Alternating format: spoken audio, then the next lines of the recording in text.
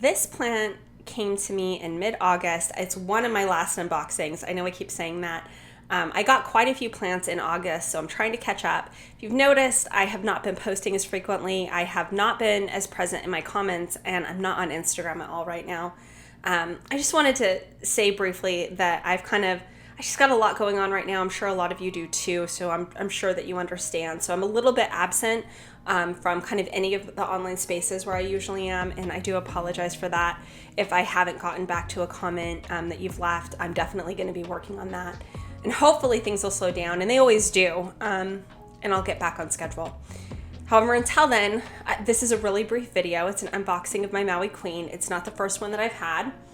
It is, it's my second, and this arrived. It looks pretty healthy. I did notice some differences visually. If you know, I did try to buy a Maui Queen. I think it was last year. I still have it. It's not a Maui Queen. I think it might be a Misto.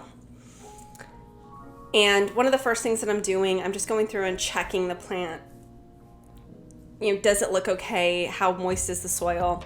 Instantly finding a piece of slow release, a little pod of slow release fertilizer, time release fertilizer rather, sorry about that.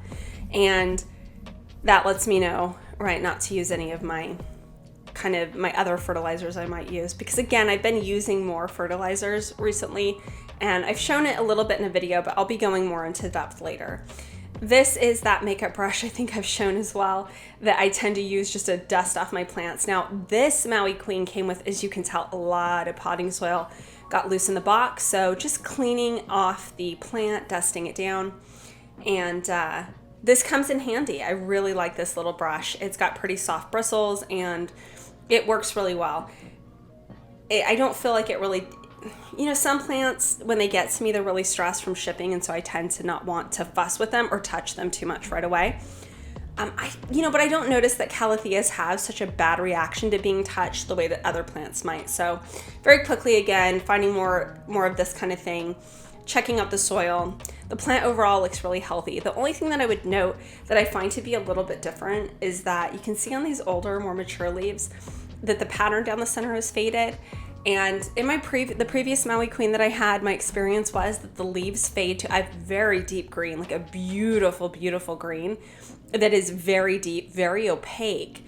And the white pattern really stands out on the older leaves. And so, yeah, maybe I'm remembering it wrong, but what I'm noticing here is that the newer leaves down here at the base, they've got more of kind of that pattern is a lot more noticeable. There's a higher contrast than what you're seeing on the more mature leaves. And so that could be that the pattern does fade as leaves are kind of getting to the point where they're going to mature and dry up, and you know, the plant's replacing them essentially. So I'll keep an eye on that. It's dealt with a little humidity stress since I've got it, but other than that, it's been all right.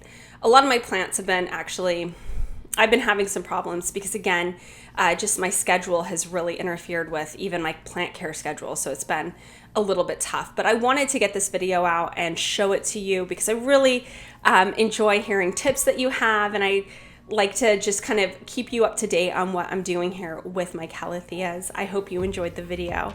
Until next time, be well and take care.